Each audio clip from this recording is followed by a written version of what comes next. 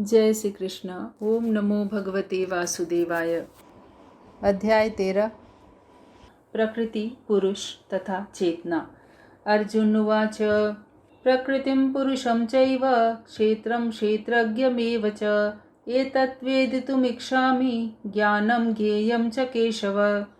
अर्जुन ने कहा, हे कृष्ण, मैं प्रकृति तथा पुरुष, क्षेत्र तथा क्षेत्रज्ञ तथा ज्ञान एवं ज्ञेय यानी ज्ञान के लक्ष्य के विषय में जानने का इच्छुक हूँ। श्री भगवान उवाच। इदं शरीरं कौन्तेय क्षेत्रमेत्यभिधीयते एतद्यो वेत्ति तं प्राहुः क्षेत्रज्ञ इति तद्विदः। क्षेत्रज्ञं चापि मां विद्धि सर्वक्षेत्रेषु भारत। क्षेत्रक्षेत्रज्ञयोर्ज्ञानं यत्तत् ज्ञानं मतं मम।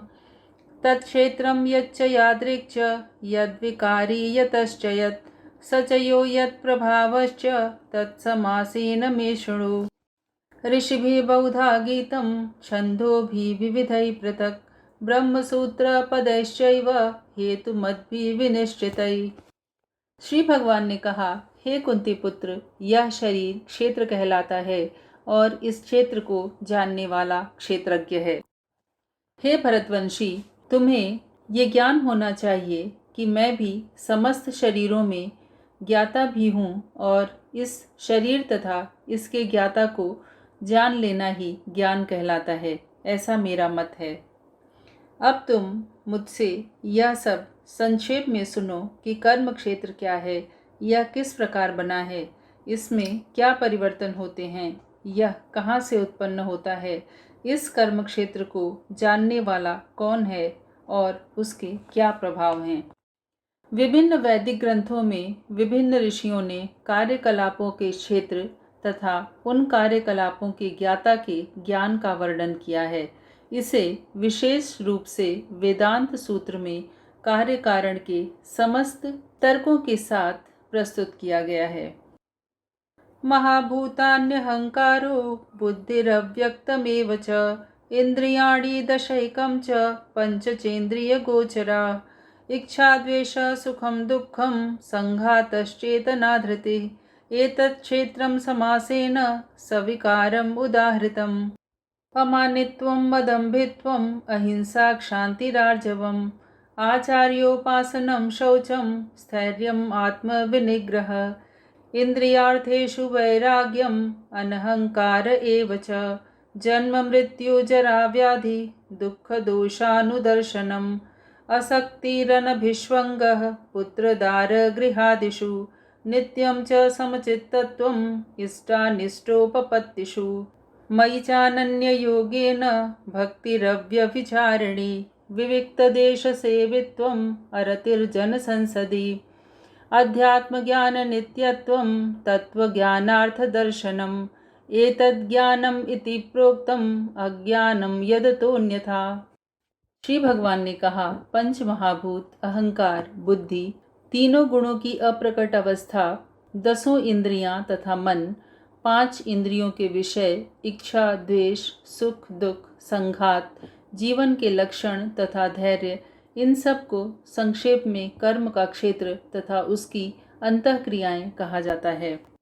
विनम्रता, दंभहीनता, अहिंसा, सहिष्णुता, सरलता, प्रामाणिक गुरु के पास जाना, पवित्रता, स्थिरता, आत्मसंयम, इंद्रिय तृप्ति के विषयों का परित्याग, अहंकार का अभाव, जन्म मृत्यु, वृद्धावस्था तथा रोग के दोषों की अनुभूति, वैराग्य, संतान, स्त्री, घर तथा अन्य वस्तुओं की ममता से मुक्ति, अच्छी तथा बुरी घटनाओं के प्रति समभाव, मेरे प्रति निरंतर अनन्य भक्ति, एकांत स्थान में रहने की इच्छा, जन समूह से विलगाव, आत्म साक्षात्कार की महत्ता को स्वीकारना तथा परम सत्य की दार्शनिक खोज, इन सबको मैं ज्ञान घोषित करता हूँ और इनके अतिरिक्त जो भी है वह सब अज्ञान है।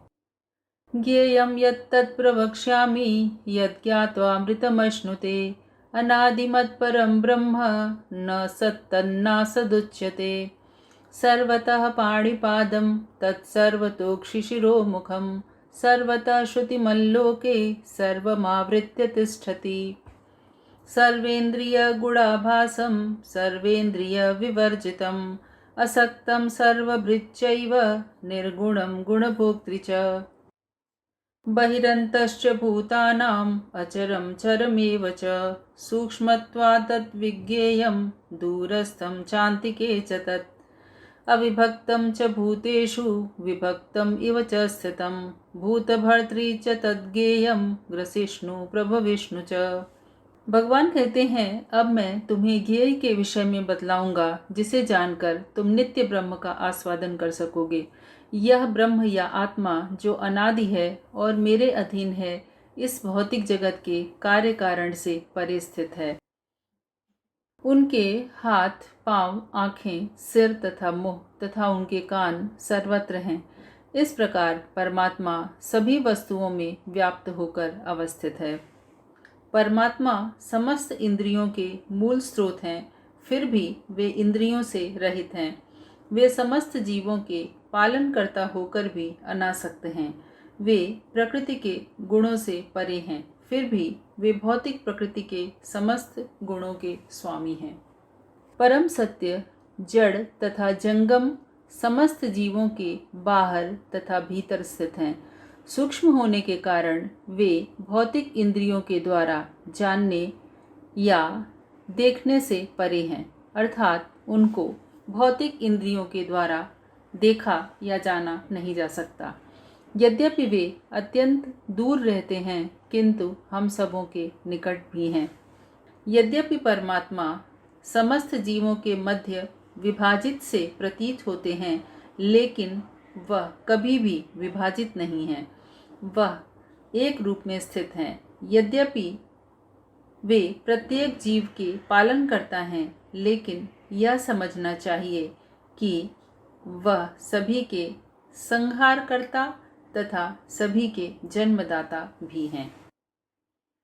ज्योतिषामपि तज्ज्योतिस्तमसः परमुच्यते ज्ञानं ज्ञेयं ज्ञानगम्यं हृदि सर्वस्य विष्ठितम् इति क्षेत्रं तथा ज्ञानं ज्ञेयं चोक्तं समासतः मद्भक्त एतद्विज्ञाय मद्भावायोपपद्यते प्रकृतिं पुरुषं चैव विद्यनादि उभावपि विकारांश्च गुणांश्चैव विद्धि प्रकृतिसंभवान् कार्यकारणकर्तृत्वे हेतुः प्रकृतिरुच्यते पुरुषः सुख दुःखानां भोक्तृत्वे हेतुरुच्यते। परमात्मा सभी प्रकाशमान वस्तुओं के प्रकाश स्रोत हैं।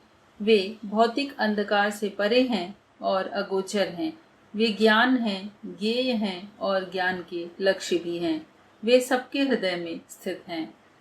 इस प्रकार मैंने कर्म क्षेत्र यानी शरीर, ज्ञान तथा ज्ञेय का संक्षेप में वर्णन किया है। इसे केवल मेरे भक्त ही पूरी तरह से समझ सकते हैं और इस तरह मेरे स्वभाव को प्राप्त होते हैं। प्रकृति तथा जीव दोनों को अनादि समझना चाहिए। उनके विकार तथा गुण प्रकृतिजन्य हैं, अर्थात प्रकृति से पैदा हुए हैं। प्रकृति समस्त भौतिक कारणों तथा कार्यों की हेतु कही जाती है और जीव यानी पुरुष इस संसार में विविध सुख दुख के भोग का कारण कहा जाता है।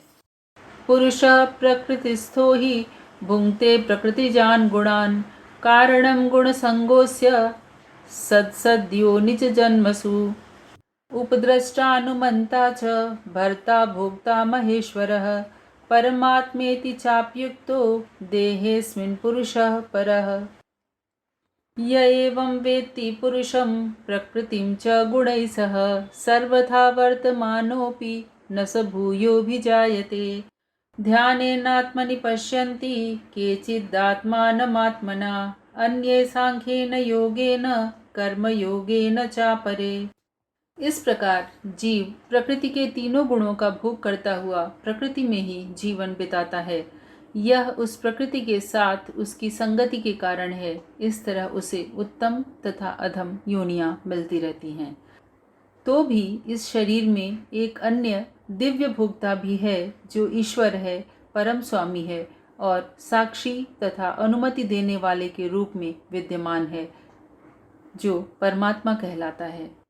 जो व्यक्ति प्रकृति, जीव तथा प्रकृति के गुणों की अंतरक्रिया से संबंधित इस विचारधारा को समझ लेता है, उसकी मुक्ति सुनिश्चित है। उसकी वर्तमान अवस्था चाहे जैसी भी हो, यहाँ पर उसका पुनर्जन्म नहीं होगा। कुछ लोग परमात्मा को ध्यान के द्वारा अपने भीतर देखते हैं, कुछ लोग ज्ञान के अनुशीलन द्वारा और कुछ लोग निष्काम कर्मयोग के द्वारा।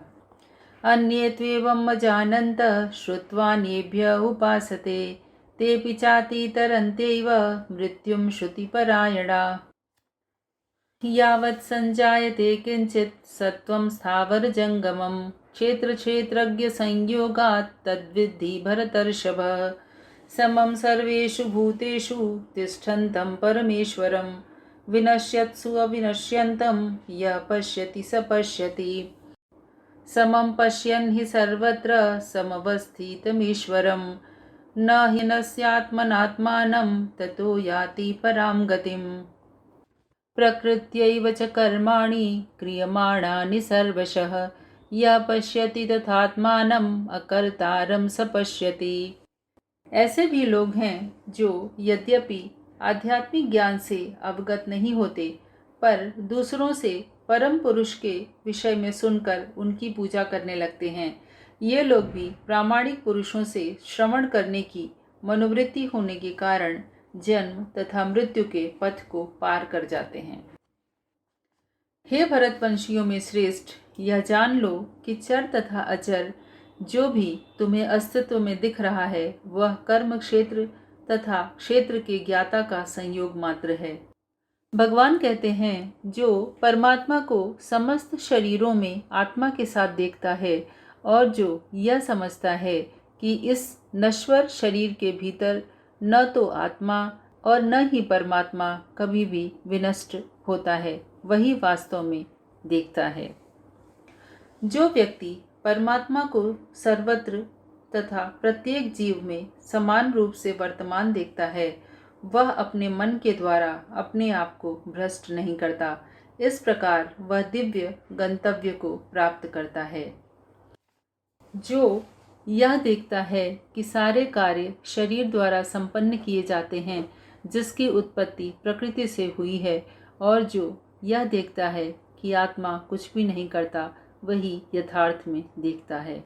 यदा भूत पृथक भावम एकस्थम अनुपश्यति तत् च विस्तारम ब्रह्म संपद्यते तदा। अनादित्वात् निर्गुणत्वात् परमात्मायमव्ययः शरीरस्थोऽपि कौन्तेय न करोति न लिप्यते। यथा सर्वगतं सौक्ष्म्यात् आकाशं नोपलिप्यते सर्वत्रावस्थितो देहे तथात्मानोपलिप्यते। यथा प्रकाशयत्येकः कृत्स्नं लोकं इमं रविः क्षेत्रं क्षेत्री तथा कृत्स्नं प्रकाशयति भारत।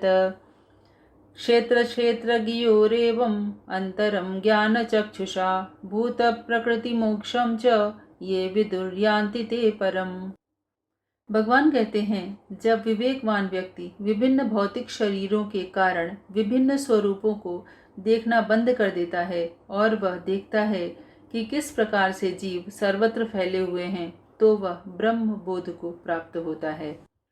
शाश्वत दृष्टि संपन्न लोग यह देख सकते हैं कि अविनाशी आत्मा दिव्य, शाश्वत तथा गुणों से अतीत है। हे अर्जुन, भौतिक शरीर के साथ संपर्क होते हुए भी आत्मा न तो कुछ करता है और न लिप्त होता है। यद्यपि आकाश सर्वव्यापी है, किंतु अपनी सूक्ष्म प्रकृति के कारण किसी वस्तु से लिप्त नहीं होता। इसी तरह ब्रह्म दृष्टि में स्थित आत्मा शरीर में स्थित रहते हुए भी शरीर से लिप्त नहीं होता। हे भरतपुत्र, जिस प्रकार सूर्य अकेले ही इस सारे ब्रह्मांड को प्रकाशित करता है, उसी प्रकार शरीर के भीतर स्थित एक आत्मा सारे शरीर को चेतना से प्रकाशित करता है। जो लोग ज्ञान के नेत्रों से शरीर तथा शरीर के ज्ञाता के अंतर को देखते हैं और भव बंधन से मुक्ति की विधि को भी जानते हैं, उन्हें परम लक्ष्य प्राप्त होता है। इस प्रकार श्रीमद् भगवद गीता का 13वां अध्याय प्रकृति, पुरुष तथा चेतना संपूर्ण होता है। जय श्री कृष्ण।